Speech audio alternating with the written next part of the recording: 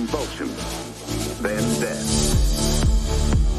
Cocaine causes unusual and often unpredictable feelings and actions. In his ignorance, Marty took that dare, little knowing the eventual horror that lay in the deadly white powder. Marty, have you seen the painting chairs I bought last week? Can't seem to find them anywhere. Marty, you don't seem right. I'm worried about you. There's something wrong. I'm going to take you down to Dr. Richard this afternoon for a checkup. No, I'm all right. As his body gradually built up intolerance, he needed more and more of the drug.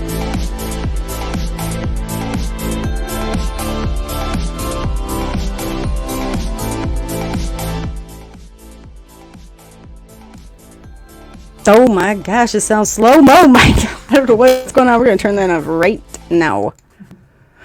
Welcome, Kiss Recovery 101, Bridge Sky.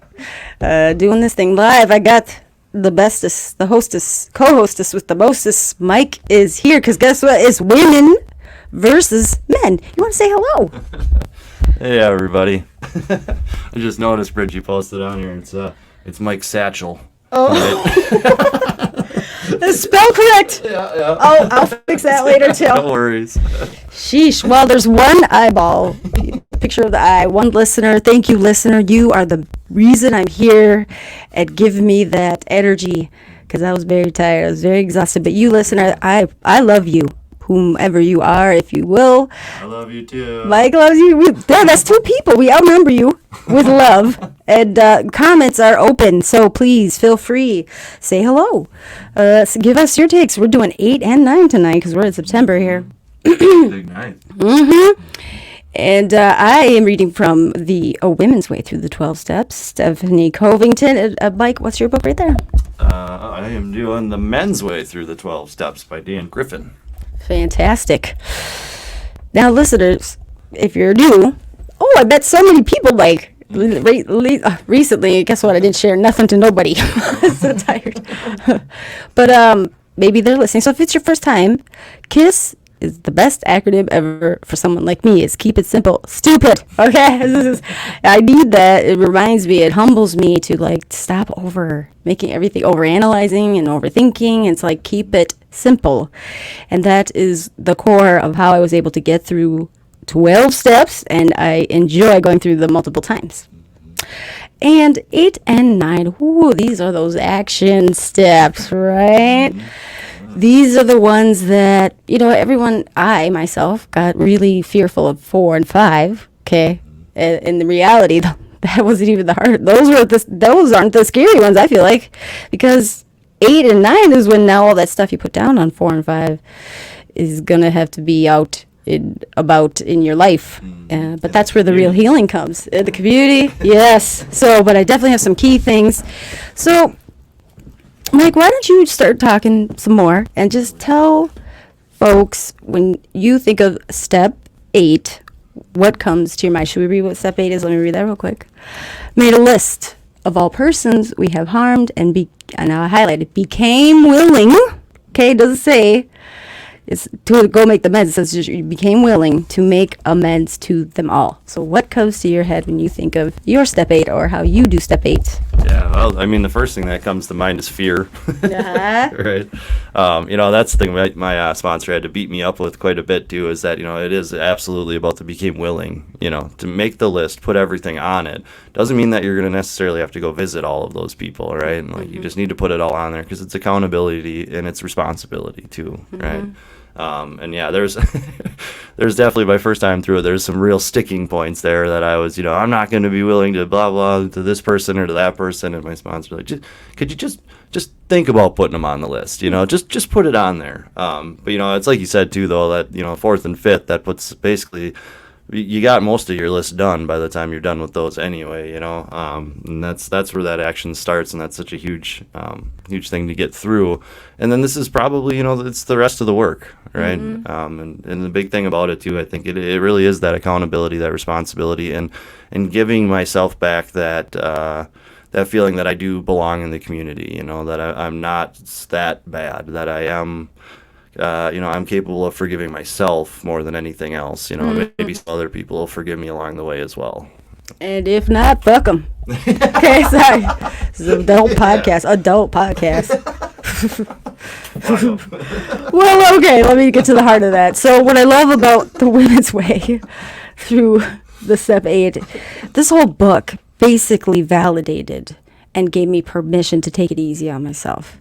And it really clarifies, growing up female, that I came in life with a lot of expectations and weight put on me, and that was just instinctive for me. So it gave me permission to be easier with myself. And my sponsor, my female sponsor, she, has taken me through the steps. She took me through the steps through this book. Now, I'm going to sum things up really quickly, though. How I really officially got through all the steps quickly and often was back to basics. And what I love about how we do back to basics at a workshop is step 8 is all of 2 minutes. So step 8 is, you got that list from 4?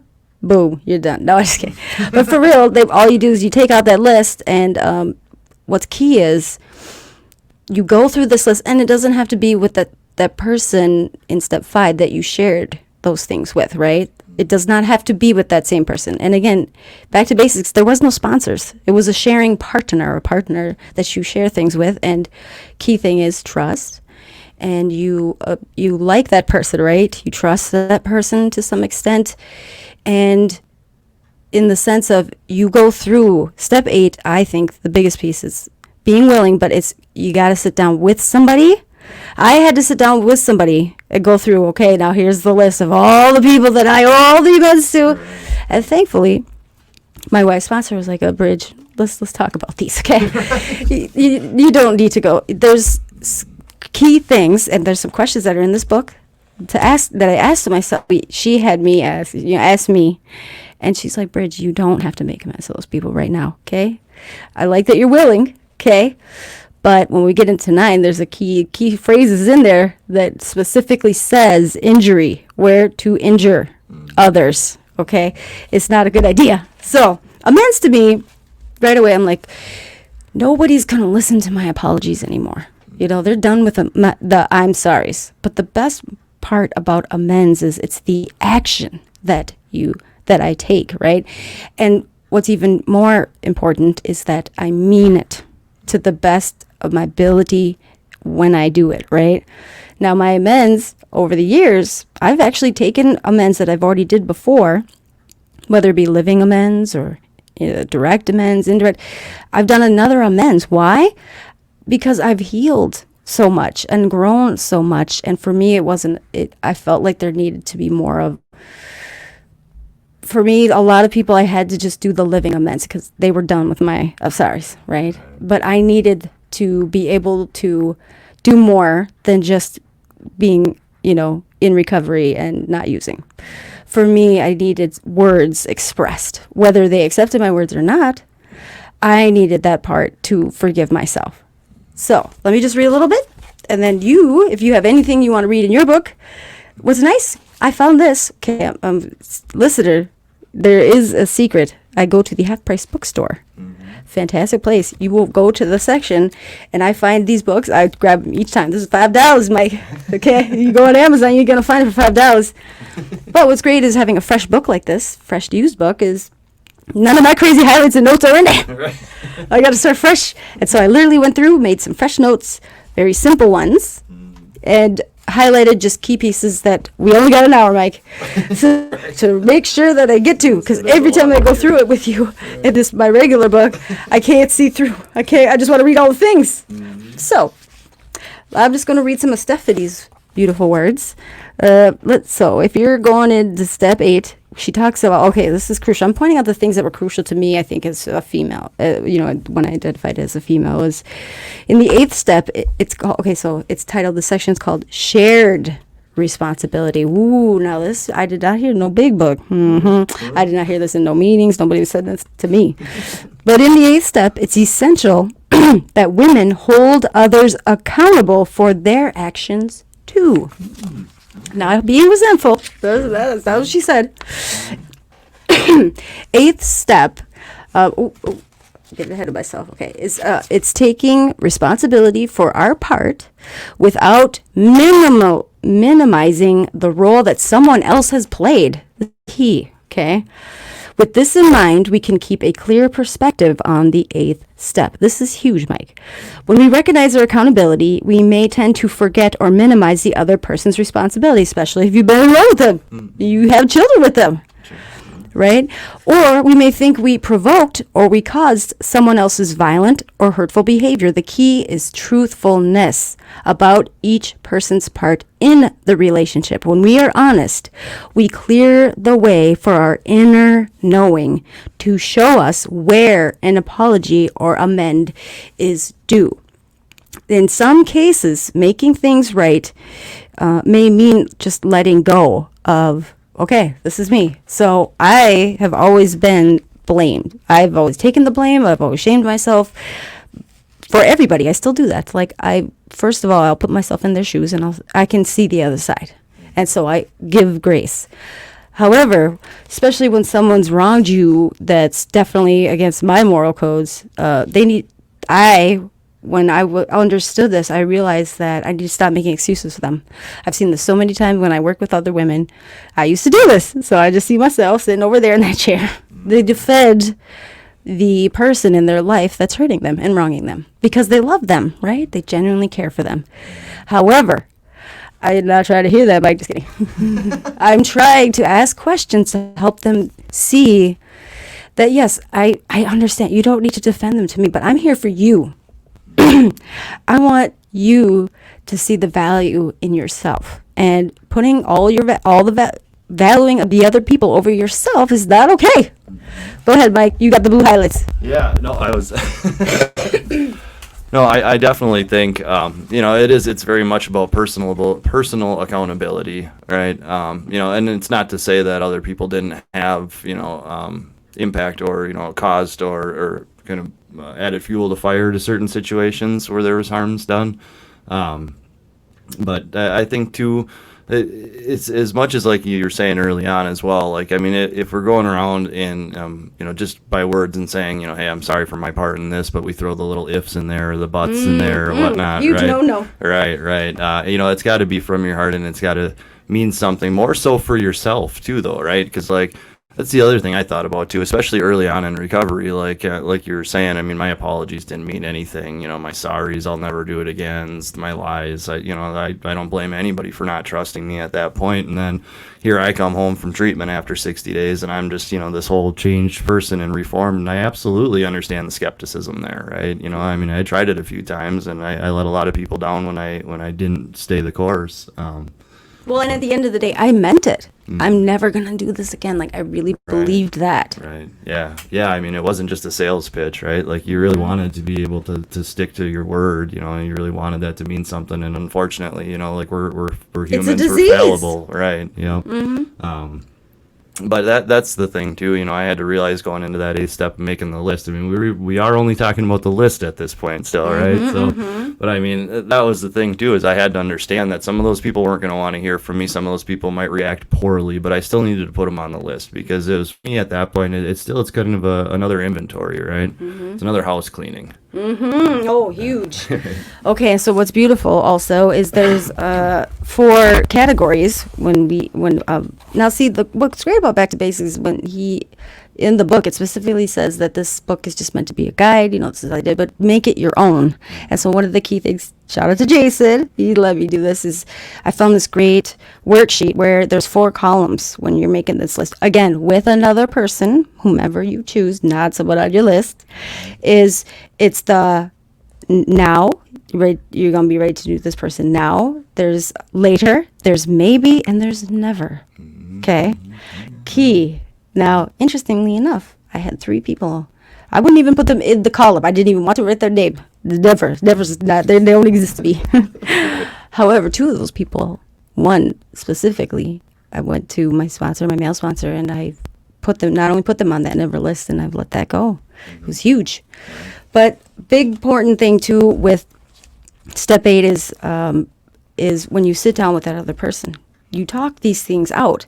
So when we do it with Back to Basics, If you and that person that you share this with, a mentor, a guide, somebody you trust, agrees that there can be an amends made, you're going to circle that name, and that's going to be now you're going to ask yourself 4 questions, and we're going to get to that, because then there's 4 new categories. Sure.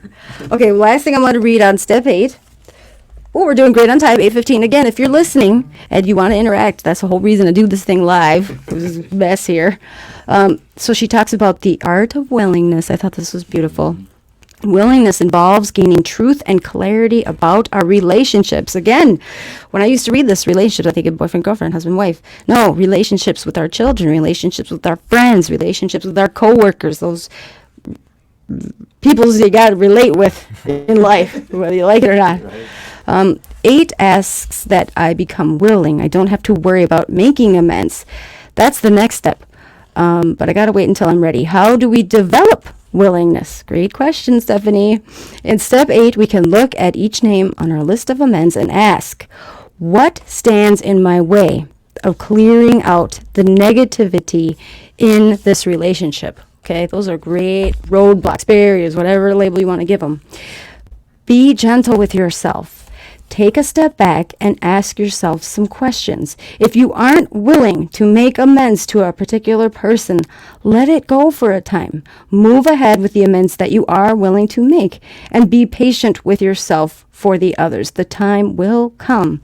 In step 8, we keep an open mind, right? Honesty, open-mindedness, and willingness.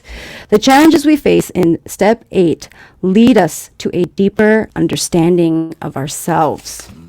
And I think for me, the important part was to have these conversations with another human being to get the frick out of my head. Right.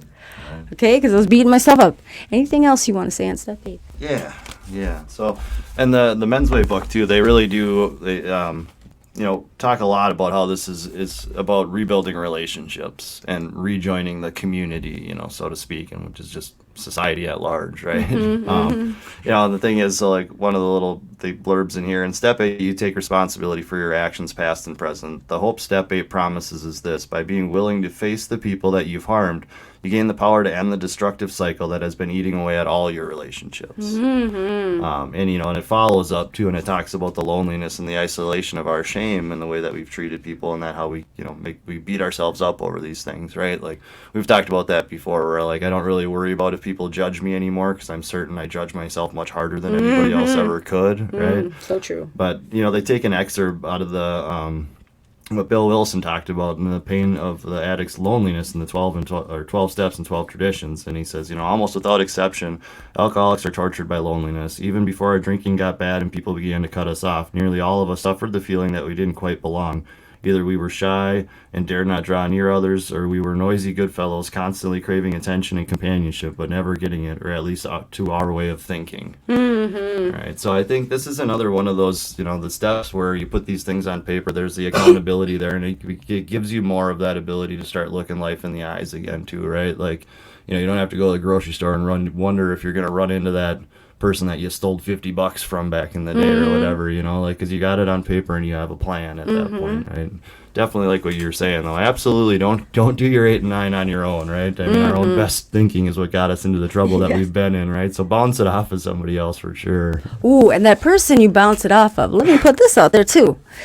If you initially liked that person, maybe they had something that you wanted, okay, maybe they're a person that's so wise and they just seem to really know the program, but when you start to really get to know this person, you really start to share yourself, and your instincts are off with this person. So maybe the response, or their answer, or what their perception of how they agree or disagree with you on this amends, if you don't agree, get the fuck up and walk out the door. And you don't owe them an explanation. I want to put that out there right now, okay? Because I know for myself, I had already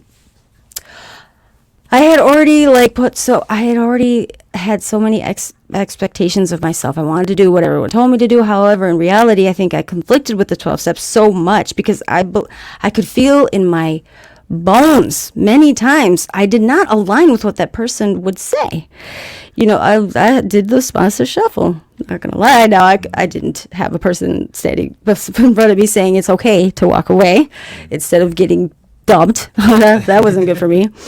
But here's the thing. Or if you're, I would actually encourage you to go a step further. I mean, like I said, I'm giving you permission right now. If you don't agree with what they said, you're sharing some shit, you have every right to walk out and don't give them an explanation. But if you want to, you could definitely say, you know what, I'm not ready right now, or I'm not feeling this right now, whatever you need to say if you want to say something. But I would encourage you to say, well, why did you say that? Like, because right here, you got to I feel like it's important to share where you're coming from, okay? Because now where I sit today, I wish I would have said, well, I actually don't feel comfortable with this because of this, like, you don't know that this person did really awful things to me to such an extent that, like, I'm not going to get into my story, but I think it's important this is your opportunity for you, for healing, for growth. And if you already feel off with a person that, you're trying to make some huge steps, some huge changes for yourself, for your life that you want, it starts with advocating for yourself. And especially if that person gets defensive or that person's not going to listen to you, there are millions of us. I know, Mike, you are one. I'm one. That I could point you to many that will listen. And, for me, I think I spend most of my time just doing that, listening and just picking their brain and getting to know them. But if they're telling you have to do it this way, that's the only way that's called a God complex sponsor. Zip, fire them. Okay? And you can blame it on me. Say, you know what, though? Yeah, here, I'll put this out there right now. If you're uncomfortable at all with your sharing partner or sponsor or mentor, guide, coach, whatever, say, well, Bridge Guy told me that I could walk out right now, and I need to walk out right now. You go ahead and you give them my name, you give them my information, and I will have a discussion with them. Because those God complex sponsors fuck people up. I mean, they can send them to the grave, because I'm sorry, there's not just one way. It will never be like that. And this world today is not like it was 40 years ago. Steve. Just kidding. I actually have two Steves that I know. I'm not talking about either of you, by the way. Just throwing a name out there. Okay, ready to get into... Oh my gosh, I'm slacking on the sound effects. We forgot the best one. That's the kiss recovery sound. Okay, enough of that. Okay, it's on the loops. Okay, here we go. I'm already feeling fired up. We're not doing the hot seat tonight, but it feels hot in here. I'm sweating. Okay, but it's going to be hot because we're going to talk about step 9. Okay, I'm going to read what that is, and I'm going to let you take the mic. Start us, Mike. Here we go. Step 9, made direct amends to such people wherever possible, except when to do so would, underlined, injure them or others. Take it away, Mike. Yeah. you men over there. Right. Yeah, so it's kind of kind of going off what you were just sharing too, Bridge, with the sponsors or people you're working with that you might not agree with as well. So like when I first worked through the first 7 steps with my sponsor out in California when I was out there for treatment, right? And then I came back and he very much encouraged me to find somebody here to start working with, right? Mm-hmm. So like I was still calling him and talking to him pretty regularly, but putting my list together and whatnot. And there was one gentleman that was here that I did ask, like, hey, will you sponsor me? And it was obviously kind of awkward because I'm like, hey, you want to start sponsoring me at the 8th step? The thing is too, like I was saying, I think that's the advantage about, getting to the point of helping, having a sponsor, having good advice on what to do and who to do those amends with if they've worked with you all the way through. Mm-hmm. Because then they got to hear your inventory, they got to know exactly what your whole story is, so they shouldn't be diminishing or, putting something off that really does matter to you, rather than just being dismissive, maybe having a different route to go about it or a different way to make those amends that's maybe not direct or whatnot. But it was kind of funny too, though, because when I finally did get that damn list together, right, mm-hmm. I had a list. I mean, I'm a pretty kind of an OCD guy, so overthinking everything like we were talking about earlier and whatnot. But like I brought this list to this new guy that I was going to have, get some advice on what amends I needed to do.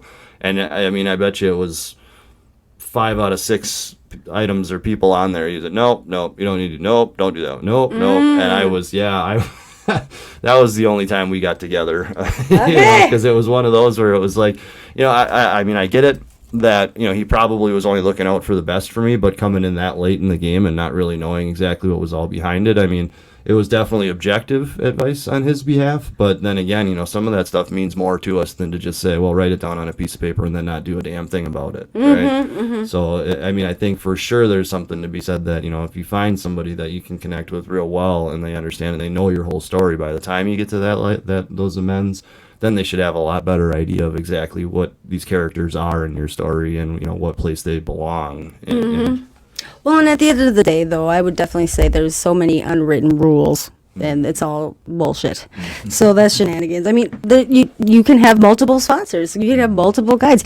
You can share your inventory with multiple people. I did too. I shared part of it with my sponsor and part of it accidentally with my therapist, but there was no need for me to go through that. And I'm grateful that my sponsor, Marcy, is the best, because she just listens, and that's all I needed was one person to hear me. I had not been heard. I was in that place of what's that child saying when they're seen not heard kind of thing. That was my whole life. Okay, I just owned that. So she took me in and had been dumped. It's okay though. I love the person that dumped me. I get that. But I've taken many sponsees where they're at, all different steps. It's a challenge for me. I'm like, okay.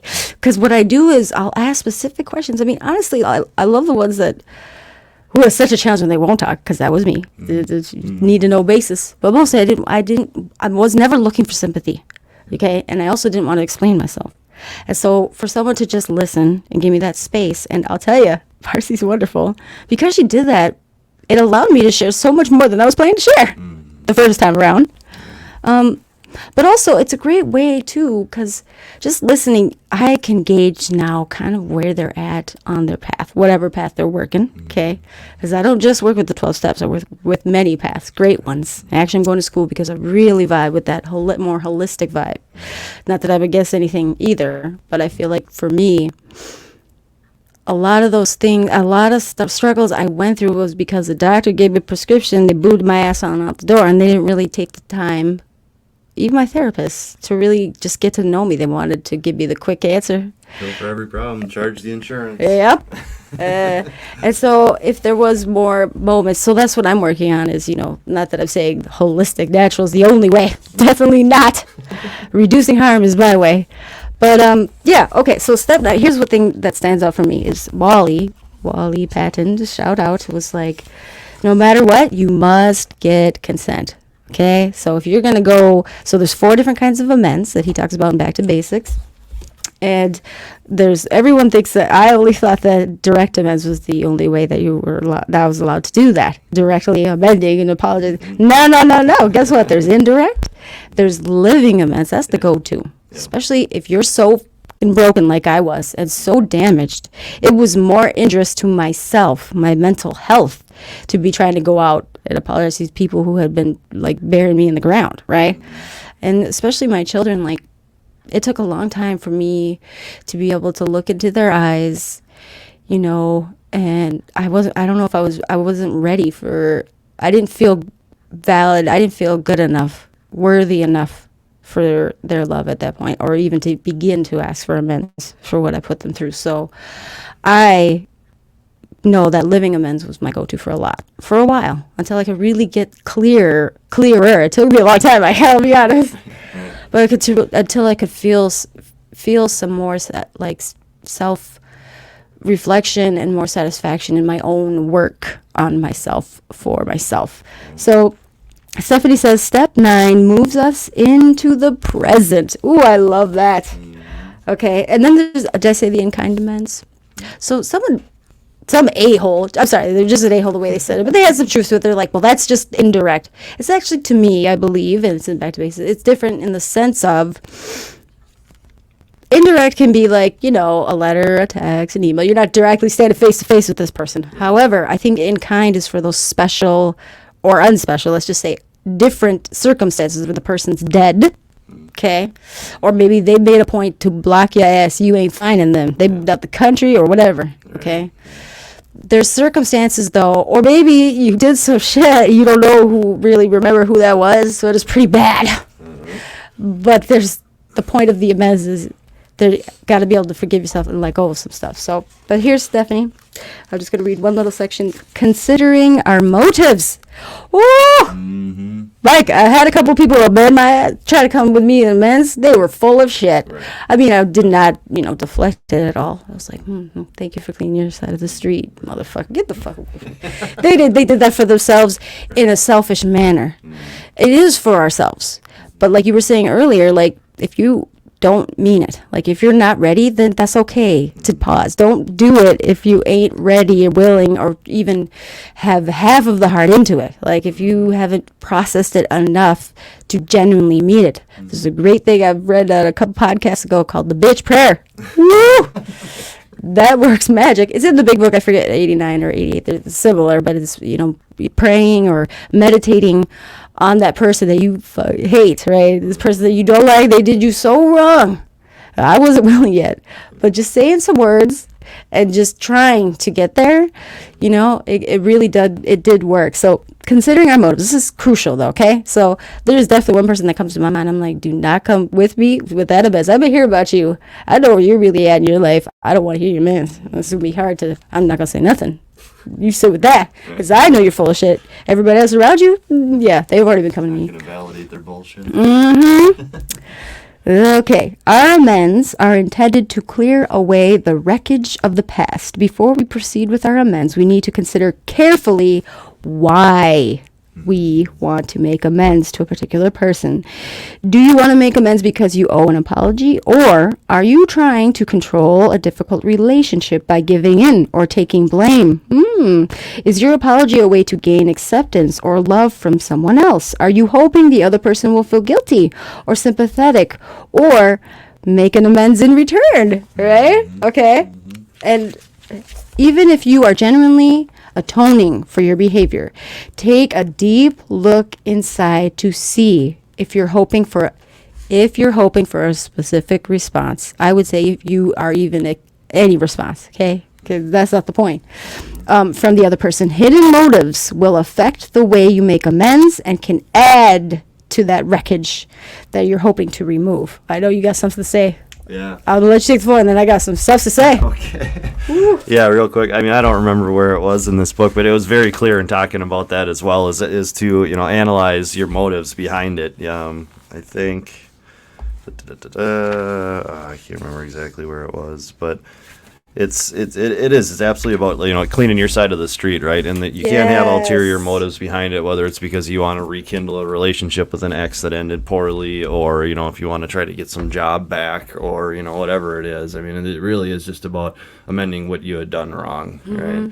And I like that for sure, that there's different ways to make those amends as well, right? I mean, for me, especially early on, there was a lot that was going to just be categorized as living amends, because, like I said, there's so much hurt and damage and wreckage and things that I had done that, like, it would have been really, really selfish for me to just come running out with this whole new outlook on life and say, hey, everybody, look at me, forgive me, I'm doing great, it would have been a little insensitive and a little, kind of thoughtless, so, but absolutely with those amends. And I think that's another one where, like we're talking about, find somebody you trust, find somebody that listens and that'll understand you and hear you for what you're saying, when you run through these amends that you want to make, or the ones that are on your mind, and maybe they will ask some of those critical questions that kind of make you look at a thing a little differently. Didn't even think of. Right. And they'll validate you. I mean, I felt so validated. I felt so heard. But I was going to say, you just touched on something. Oh, here's the other thing. There was a couple times when I couldn't make an amends with that person because they would get the wrong idea. They would think that everything's okay and want to start up with it again. Or I knew I wasn't ready because in that moment that they would be in a place it would be too injurious to me at that time for me to hear them say, or even give a face of, see, I knew I was right. You are a piece of shit. You know what I mean? Like, that's what's so hard about the amends is I had to clear my side of the street. There's no rules, but it defeats the purpose if you at all get defensive or you at all point out any of their side of the street, right? That defeats the whole purpose, okay? So if that inkling comes out, and that's why it's great to do it with other people first. I role play. I like to offer role playing with some folks, especially those harder ones, to go back and forth. And I'll hit them with, well, what if they, I'll say the things that they might say, to get their response to see. Because if at all, like, I've had people that were just like, but it's because you did this and you did that and you did this, At that time, it would injure my mental health. It would put me right back in that shame spiral that, that's why it took me a while to really build this foundation. That's what the 12 steps, aside from this beautiful program of reflection that I've made for myself, is at the root of it. Okay. Side conversation. Mike, I went to this amazing event, Mobilize Recovery. Okay, fantastic. All pathways, all different journeys. These are all people that are trying to advocate. Creators. We're putting it out there. Recovery out loud, but we're really trying to end the stigma. Politically, that's why I was in D.C. There was politicians there that are making bills and changes to help us, right? Not the anonymous people anymore? Now there, I put out the positive stuff. Now there's some mother effing 12-step haters, okay? Now here's the thing. I 12-step hated, kind of, I could give you all the reasons the 12 steps didn't work for me for 17 years. I know every single one of them, okay? But there was people booing, okay? Macklemore, Ben, famous artist. He didn't say anything, there's certain anonymity things, but it's very clear what his program, one of the main foundations. There was motherfuckers booing, and actually I went to some breakout sessions and they were haters. Now here's where I know I'm in a great place. I don't need to defend nothing.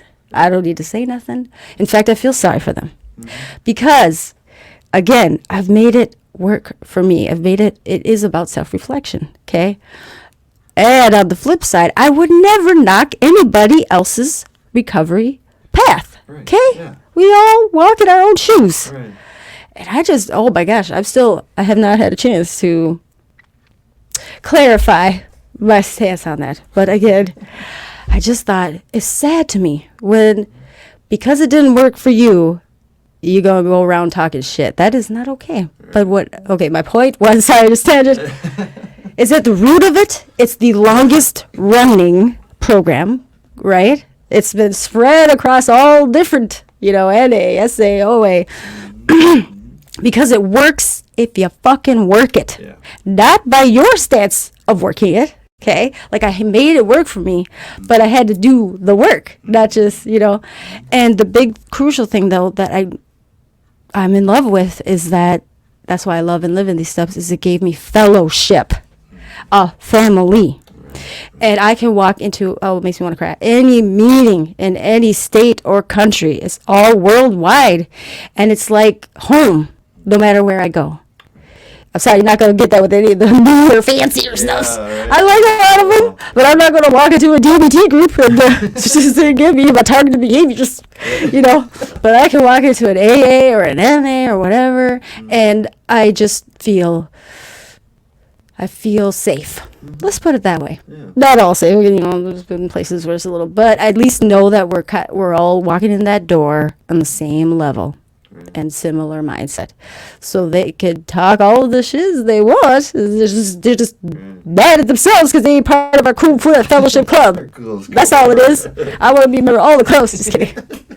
But seriously, like at the root of it, like I know how many times I freaking fell off. Okay, Mike, I could tell you, I think it was 5 years ago, I had just gotten out of the hospital, okay? I had nowhere to go, and I didn't want to be alone. And one of my friends, Josh, shout out, brought me here.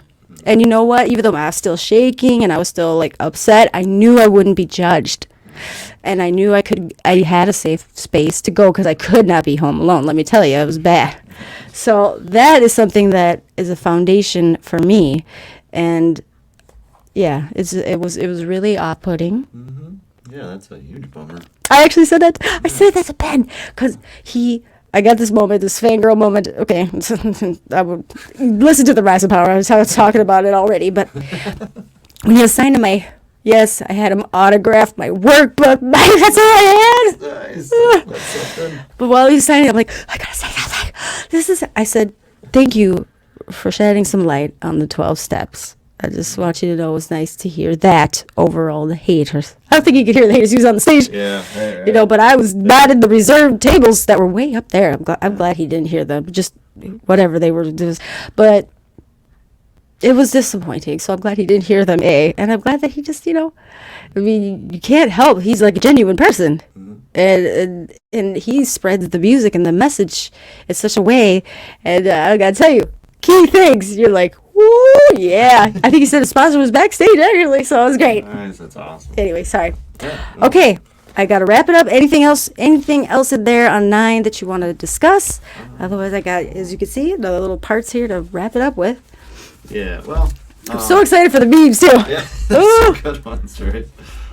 So yeah, I don't know. I mean, the couple of things kind of jump out, and it's about that, the step 9 and the forgiveness of yourself. And I think, like you were just kind of saying earlier on too, when you were looking at your amends, what you wanted to do with like your kids and your family and whatnot, right? Like I think it's essential that we have to forgive ourselves first, right? Because I mean, how are we going to be going around and trying to tell people that, like, hey, we're atoning for our sins, we're trying to make amends for the things we've done or whatnot, but like, if you still got that kind of that loathing inside, that shame inside, all that guilt that you're still carrying around, I think that it probably would come across as maybe a little disingenuous, right? Because when you find that love for yourself, and I mean through the process of the 12 steps, that you're right. In order. Sorry, I was biting my lip with some of the different trendy recovery pathways. I don't have contempt towards any of them. Right. Whatever helps people feel better, get better, save their own lives, by all means, but.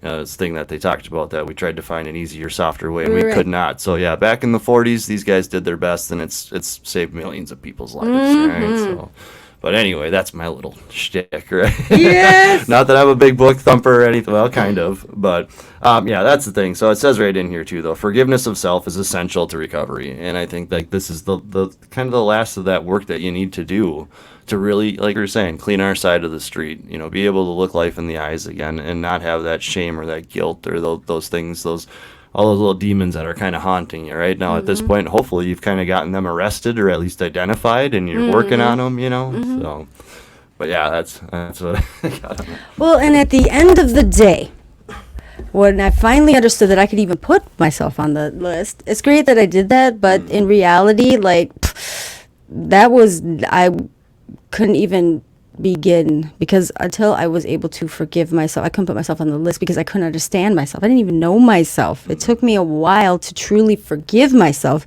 And Oprah says it beautifully, because for me it was forgiveness, especially for the parts that I had been wrong or had wronged myself. Like, Mike, I've changed so much, and I used to like be embarrassed to talk about the old version of me. Like, I had forgotten about her because I had grown into such a different person. However, it was this moment that Oprah like shared some light that I now look and love her too. I hug her. Yeah. I literally will hug myself when I'm having emotions because she got me to where I'm at, right? Yeah. And I can forgive her because she didn't know. I didn't know what I didn't know, right? And I didn't know a lot when it came to, I knew a lot about other things, but when it came to looking inside, an inside job, right? I didn't realize how much I can give myself some grace. And even though I knew I was making wrong decisions, I still was where I was at in my life. I was on survival mode. Again, that's why these steps. And Stephanie, it wasn't character defects. I wasn't defective. I was defending myself, And once I finally understood that, I could really sit down and say, oh, man, this character stuff that's coming up is not serving me anymore. And it's okay. And, I think for what Oprah said was, it's not saying I'm okay and it's okay what you did and I'm accepting what you did. It's accepting that what you did, nothing will change.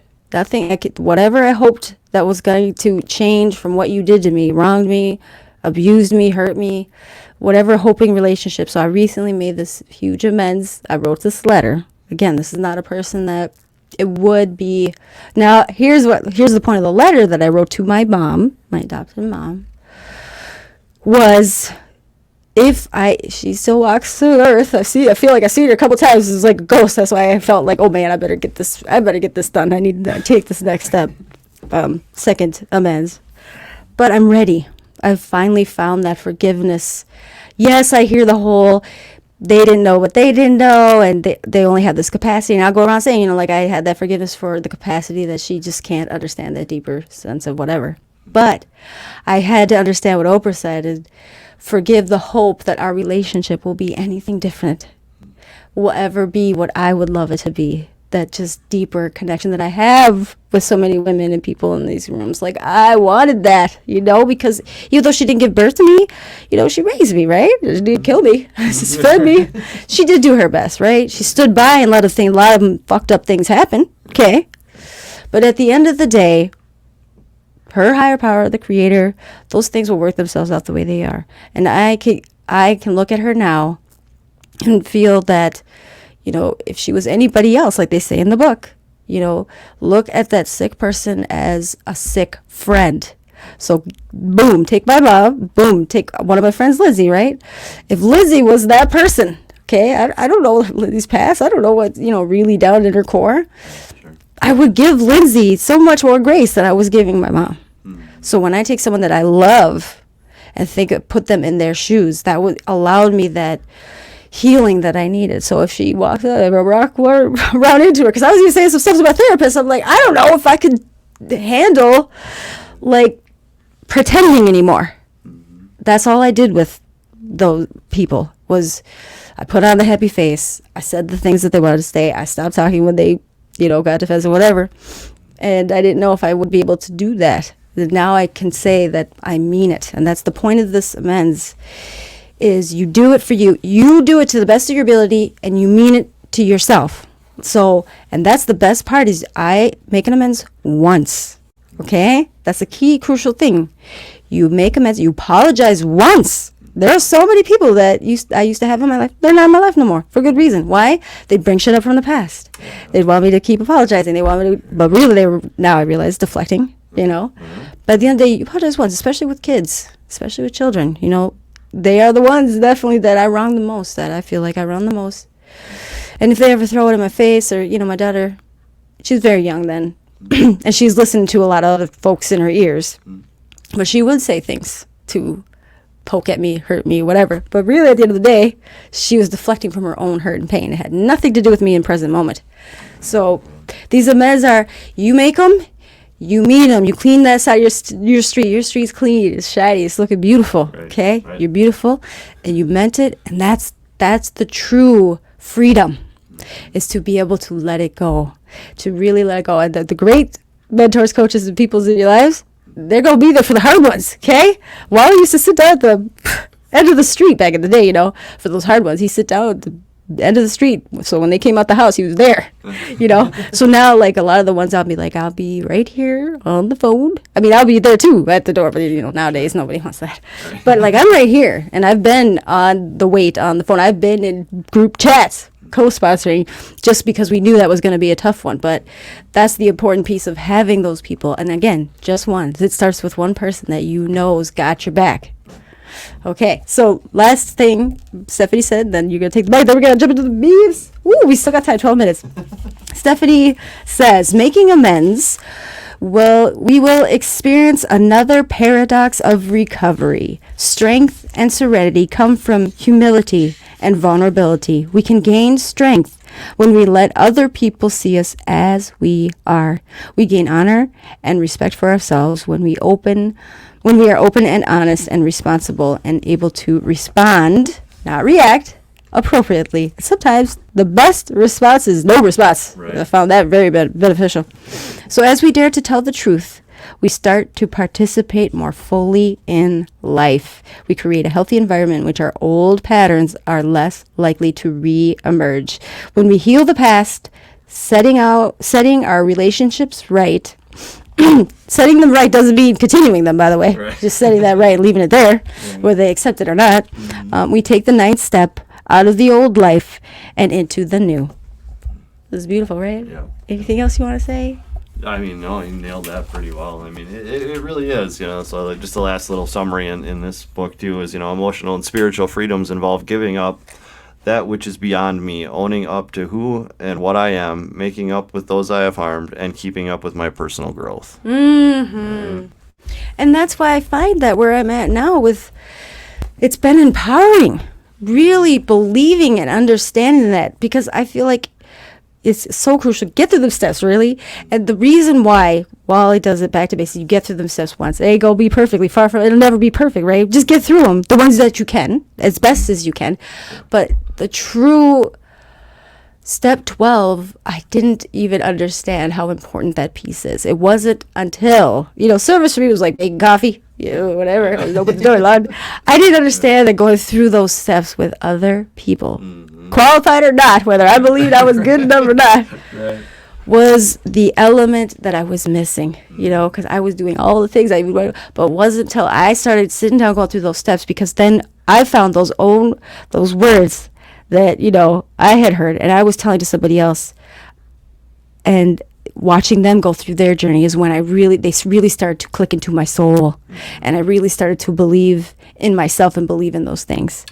And what I would say, because instead of being my own head, my own worst enemy, saying, and if they don't accept your stuff, that's it, let it go. Before I would say that to them, I'd be like, okay, well, I said it, I don't know. But I'd still be blaming myself. But once I said it to another person as a guide, I'm like, I need to believe this. I believe this. Because over time, especially, I've gotten that reprieve and that serenity and that freedom. But now it's practice. That's the best part, is going through the steps with everybody else. I got all kinds of practice. I'm like almost a pro. I mastered it. So here's my amends. If you even get one, let me tell you. Okay, because I do take time before. If I feel like I want to react, I'm like, ooh, pause. Right, pause. There might be needed for a response. Yep, there might need to be a response. But after I've processed, right? After I've gone through that process, if I have to redo a 4 on your ass, we'll see if there's going to be an amends at the end of the day. Because by then I've already really saw where, my position is. But once I've gotten to that point and I've done that, whatever, and like I said, there's been ones that I've come back to now, and never have a expectation. What do they say about expectations? Just future resentments. Yes, premeditated expectations are just resentments waiting to happen. Yep. But at the end of the day, meaning it and really letting it go has been practice, okay? Right. Practice, but at the end of the day now, if you get an amends from me, take it or leave it. The fact that you got an amends from me means I want you in my life still. Okay, and I feel like our relationship, friendship, whatever part, how we've associated or know each other is, I've said that amends to you because I want you in my life. Now I've done that twice, and they were defensive and they didn't want to talk to me, and went around bad mouthing me. But I can hold my head high because I know I meant it. I know I took those actions. I didn't even say a whole lot because it's better to just keep it simple. Just let them take the floor or not, whatever. Right. But I can let it go and be okay. Continue to accept and love myself because of that awareness, right? And that true honesty. Okay, ready for the beeps? Yeah. Okay. There's so much more I could go on to, but let me tell you, that's why it's crucial, I think, to go through those steps with as many people as possible, because I learned so much doing it with other folks. Okay. Now, I made a point. Oh, gotta do this. Here we go. Let's go be. What's gotta be? Ooh, does it creep you out? It excites me. I'm excited. I don't even want to stop it. I just want to keep playing it. Okay. Yeah, I can barely hear it through your... That's good. That's probably a good thing. That's what that always creeps me out. The X-Files or... Yeah, it just makes... It's so weird on this side. Every time it sounds really slow-mo or it gets... Whatever. Okay, here we go. Let's get into it. Now, this one came from Sarah. Now, Sarah's one of my besties and my roommate, so now I wonder... I'm going to ask her straightforward, this is what you do to me, don't you? Oh, boy. Okay, so I don't know who that is. Just a dude. Yeah, a guy with his little kind of arm up and doing a little finger thing. These lens that Yeah, go like sparkles or something. Yeah, I don't know. Some dusting. Oh, there's some dust there. Oh, okay. Yeah, he's dropping some dust. But when someone is making plans, you have no intention of going to, so you add what time for decoration. Oh, hell no! I would never, ever do such a thing. Yeah, just go ahead and waste your time. Give me all the information just to not come at all. How about just say I'm probably not going to come? Yeah, right. You know? Oh, my goodness. That's hilarious. And so many people do that because I do plan a lot of events or whatever. That they act interested, but that's why flyers are fantastic. Yeah. Social media there's positives. It's right out. It's right here. You go find that information. Damn Don't flyer. bullshit me. Okay, just words. Thank you, Mike. Yeah, this one just I steal most of them off of Facebook here. I saw that one. I was like, absolutely. So it's just words, and it says anxiety is literally just conspiracy theories about yourself. 100%. Yeah, it really is, right? This is me, Mike. Worst case scenario thinking, how bad could this possibly turn out? Yeah, let's fixate on that, right? Well, do you remember the last time you were here? Oh, it was never mind. That was a conversation we had after the podcast. But I was telling you how I was in my head about some things. Yeah. Mike, you were right. Like, I was so worked up because they were all these theories, the conspiracy thoughts of the worst possible scenario. She was like, it's okay. I have none of those thoughts. I don't know where that came from. Okay, and I will remember. tell you. Yeah, okay, I'm like, but really, I'm serious. So I added a new rule, and I said... You mean it didn't go the worst possible way Nope, it could have? it was too freaking easy. It's weird how it almost never does it? Yes, well, I have my rule, hurt my feelings, I want to know the truth. And then I said, no, and it's some sprinkles on it. Put a little dust on there. I'm serious, though. I think I've added this new piece of, we're going to have sit-down check-in sessions, which we do anyway, just casually, but I'm going to be like, I still haven't to her directly, but it's going to be a question for both of us to ask to each other. Now, is there something that I can do for you? Okay, now it sounds weird, Just leave but the here's door open. the doors open now. Is there anything you'd like me to do? So it's a positive element to you fuck this up. I need you to do more of this. I Okay. mean, that's how I'm going to take it, but it's going to be in a positive way. Sure. Like for me, just I'd appreciate it if you could clean up the dog shit a little more. This is a pretty, especially when it rains and now it's mushy. Nobody can pick it up. Like, it'd just been better if you picked it up before you left. You gotta get that clean. Would you sweep do that before for the me? snow falls. Yeah, I'm gonna make sure to start it with something that's a little like a nudge, Yeah. so that hopefully she'll be riled up and be like, "Oh well, yeah, I'd appreciate it if you get done with your fucking laundry in just half an hour." It's movie stuff. But Right. okay, I was sorry. gonna say, not that women are stereotypical about not saying what's on their mind anyway. Yeah, read my right? mind. Right? Read my Yeah. mind. Yep.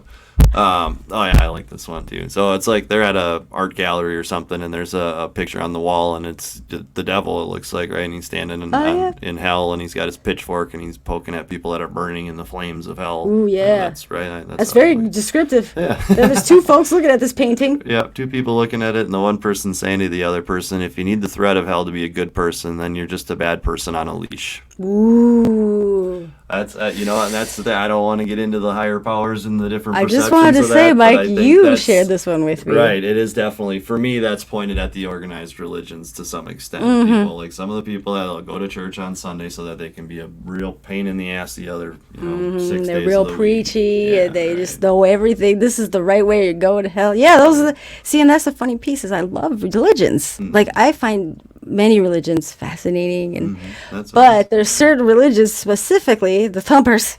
yeah. Those are the ones that don't know shit. Because at the reality of it, if you have your belief system and your religion, you don't need to go around preaching it to nobody. No. They will find you. And you don't need to be hating on nobody. That's the thing. I mean, whatever religion it is, just be kind. Look out for other people. Be a decent Understanding. human being. If you're only being good because you're worried about what the afterlife is going to have in store for you, then what's your real motives there? Right? Right. Like you're not really being yourself. Or And let's be real. Your higher power, it's a higher power. It's not human, okay? right. They know what's in your soul. You a shitty person, you a shitty person. So nothing you say or do is gonna change nothing. Yeah. Okay.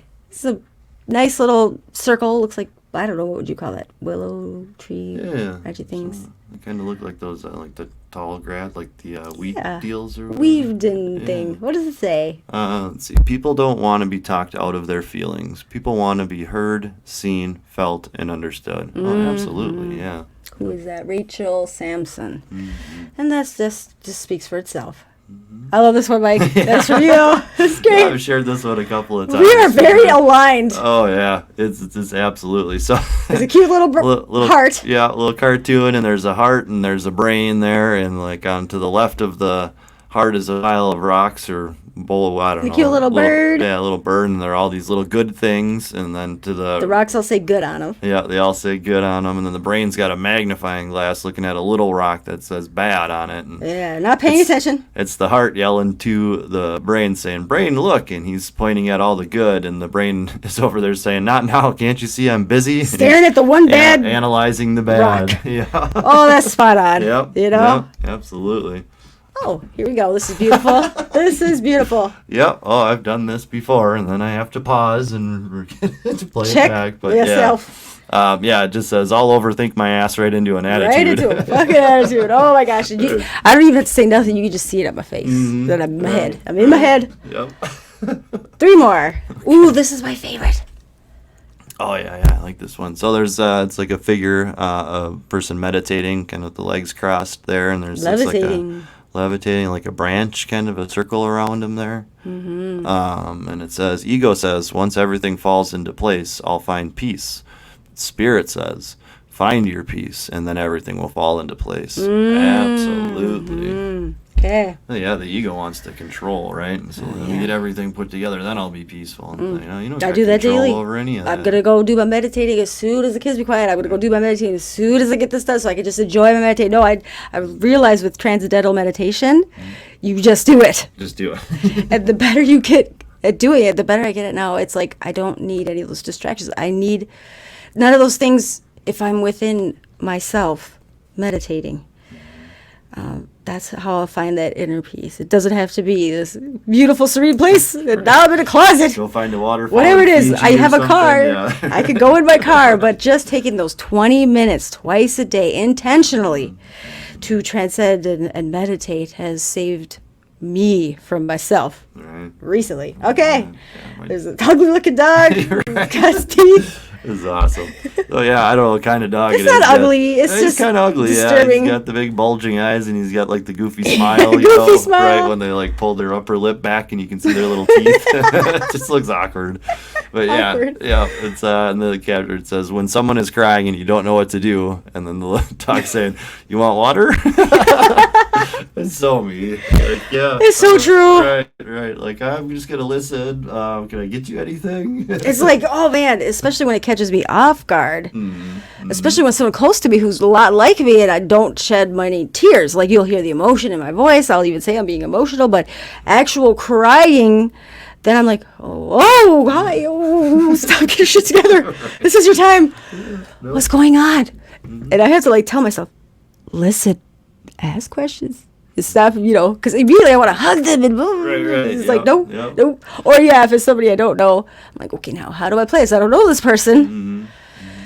Ugh. But Brene Brown, here's some tips, says, it's okay to say, I don't know what to say right now, but I'm glad that you told me, and I'm here for you. I like that. That's my go-to. Okay, especially if I don't know you. Right, otherwise I just get all awkward and offer people water. Yep. Oh my god. I've been in so many places where you just pass the tissue. Yeah. That's I hated that. I'm like, I don't want the fucking tissue. I think we've talked You about see that tears? on here No. too. It's a very conflicting response that I actually got from a counselor when I was in Hazelden way back when, and I was actually bawling about something, and somebody in that little group went to hand me Kleenex, and she blocked them and said, "No, we don't do that." Because, What? Yeah. Well, what she said is the way that her opinion on it is that by handing somebody who's crying Kleenex is basically letting them know that you're uncomfortable that they're crying and you'd like them to stop. That's bullshit. Right? I was like, Psycho. No. I'm like, I got freaking snot running out of my nose. Like, I can make a Kleenex, please. I'm sorry. There's so many times now where I'm like, where's the fucking tissues? Right. I actually carry one of those mini packs now. Because at the end of the day, I was that person that I would I don't need it, you know, because you could hear the emotion, but tears don't come out. It's very rare. Yeah. But when the tears come out, I want a damn Kleenex. Right. But she's psycho because, like, I mean, sorry, to be judgmental. But that sounds really like she's overthinking the shit out of stuff. Right. Yeah. And, like, it's good to just offer. They don't have to take it. Right, yeah. It's not crazy like lady. Hit me in the head with the box of take the tissue. Thing. They were like trying to slide it across the table, and she was like, and I mean, like, even just the fact that like she's like, where is this? I want a name. Hazelden. It was in treatment, inpatient. Okay, well, after we're done recording, it's all, I'm curious. Very, very anonymous. If that's still going on, because that's okay, just words. Okay. All right. Seek out strong women to befriend, to align yourself with, to learn from, to collaborate with, to be inspired by, to support and rise with. Adjust each other's crowns. Who you surround yourself with matters. Absolutely. Yeah. I love that line of just adjust each other's crowns. Look out for each other. It's not in competition, you know? And I say it goes for men and women, but, you know, women have a tendency to be it's in our roots, scientifically, you know? But at the end of the day, especially at Mobilized Recovery, there was a lot of strong, funny, beautiful ladies, and instinctively, my caveman instincts would be like, well, what does she got tonight? Oh, God. She's pretty fucking amazing. But it took me all of 2 seconds to be like, okay, I got to get to know her. You know, because she has that glow. She has that vibe. And the fact that that's someone that I want in my group, you know? Because there's something about her that, like, just, well, whatever, instinctively, I'm like, ooh, she's better than me. Right. Then I'm like, she's not better. We're here for the same thing. Right. It's a good thing. Yeah. Okay, last one. Remember, to compare is to despair. Right? That's the thing. Yeah, or what is it? The joy one. I just found out something yesterday that some guy had said to an ex of mine to try to make himself look better and talking poorly of me, and I was just, you know, I was like, yeah, what? Why? You know, why bother with it? You know, so. Well, I don't know. My sponsor told me I'm supposed to pray for him for like 2 weeks straight or something. I'm like, I don't know. I'm going to try to call him again, I think, first. There's a lot of those folks running around. Right. Casting shade around. I don't need this. But you should be flattered because at the end of the day, that person obviously feels insecure to you or threatened by you. Yeah. And if your ex is a person of substance that you know, knows is above that, but if they're in a negative place with you and they want to believe those negative things, they're going to go along with it. But so I can tell you right now, I have one. I can say it. He's the father of my 2 youngest children. He has had my back. I mean, for the most part. I'm not looking fucking La La Land, okay? But I know for a fact, compared to like the other person I had children with, still talks shit to me to all this day. But to me, I'm just like, look at, you can't see it, but. Brushing it off my shoulder, because I know that's just a reflection on him. And anyone who's running to that and going with that, like my in-laws or whatever, the girlfriend, whatever, that's because that's what they're seeking. Right. But at the end of the day, I know it's not true. Yeah. And my 2 youngest dad, he doesn't do that. In fact, he's one of those people that will defend. If you're a good person, he will defend. It's very annoying actually, because he sees the good in a lot of people that I feel like don't have his back. You know, but to the people I'm like kind of flattered. Yeah, I hear they're talking shit. I'm like, oh, I'm so sad for them. That's the coolest thing. They just look like a jerk. Right. That's the coolest thing. Like, I always try to leave everything better than I found it, whether I'm talking about a campsite out in the woods or people that I've met throughout recovery, right? And like, the funny thing is with this guy and whatever his intentions are, like, yeah, she reached out that same day, like, hey, I just want to let you know, so and so did this, and I was like, well, thank you. See? You know? Oh, I like her. Yeah, I know. See, that's a good one. Yeah. Okay. And yeah, like, that was cool. That shit. And see, I like my people that will let me know the shit talking's going on. You know, see, I'm so out of La La Land, fake book. It takes me a while to even know things are going on. But it really, even people that I didn't think would have my back, I remember there was a comment. He actually stuck up. Like, he didn't stick up for me. But he called her out. He didn't say anything about me, negative or positive, at least openly on fake, but I heard other things. But he made a point to say, hey, you're putting all this information, this stuff out there. It might be time to take a look at yourself. Yeah. Okay? So that was pretty nice, because he could have jumped on that train too. He has reasons. Yep. All right, last one. Oh, This is beautiful. Jason Rudine. I told you I share yours all the time. I took this from Jason Rudine. Yeah, I love it. It just says, stop expecting you from people. Yeah, absolutely. I like how you is in cursive with a heart. Little heart in the middle, Yeah, it's very nice. There was just another meme I could have shared. I should have sent it over to you, but it was along Similar? these lines too. Yeah, it's like It's beautiful. right. And I remember first realizing that with my sister. She said, Bridge, like, stop expecting so much out of me. Like, I'm not you. Mm-hmm. And it hit me like a ton of bricks because she kind of was like my first child. And it was out of love, right? It was out of love that I had these, like, standards for her. But at the end of the day, she's not me, that same person. I still find that, let me tell you, much more jaded now. But in the recovery community, just stop expecting anything from people. Well, and at the end of the day, when it comes to service, though, I do feel like I feel like there needs to be, okay, can't use should or none of that. It's hard for me. I'm gonna just be real with it. I feel like for me, I have an expectation that I don't expect you to be me. I'm crazy. I run around I got all this energy and my heart's all in it. Okay. But the fact that you're here and you want to give service right away, I'm like, ooh, you're on this level with me. But yes, then I found out the hard way, probably 2 years in, there's a lot of folks that are doing service not for service. No, right. They like to be recognized. They like to be like, ooh, I'm wearing a cape, look at me. And it comes out eventually, but at the root of things, it was all a show. Right. That's why I like to be a vigilante. A vigilante for service. So, all right, Meg, thank you so much for joining me. Yeah, you're welcome. I'm happy to be here. Let's try to be in line for step 10 next month. Yes, you give me a date. My chapter read. Yes, and now I feel like it's good to break down these last ones because the holidays hit right at the end of the year, and that's when it's gonna be. We need to spend a whole hour on those. Okay, I love you guys. I hope you have a great rest of your week. Mike, any final last things? No, yeah, I hope everyone has a great week, and thanks for having me on here. It was a busy weekend, but it was full of blessings. I'm a little worn out, so hopefully I wasn't too humdrum. But yeah, what a great way to wrap up the weekend and get ready for another week full of humdrum. More humdrum. Get back on the grind. Right, yeah. I was trying to get enthusiatic about work, and I don't have it. Right? Yeah. But just keep practicing. Just saying it to the mirror. It might happen. Work. Yeah. Affirming it to yourself. All right, everybody. I love you. I will catch you next week. Ooh, Saturday. So go to recovery. Day of Service. recoverydayofservice.org. Find my event. It is just for service. I'm attracting you folks. Come 4 o'clock, free, fun recovery. But I have a 2 o'clock. So if you RSVP, there'll be a 2 o'clock secret. It's not really secret because I keep putting it out there. But carrying the message, I'm opening out my hand. I'm welcoming anyone that would like to build a family, a circle, a tribe of folks that got your back. Okay, I shared all the links. I'm sorry to share nothing. I'm sure most of you will be hearing this tomorrow, but you listener that's listening, I love you. Have a good day. And finding the music. Oh, I'm so hot. Ooh, I hope it was stinking. I didn't even shower this morning. Oh, I just said that. Yeah.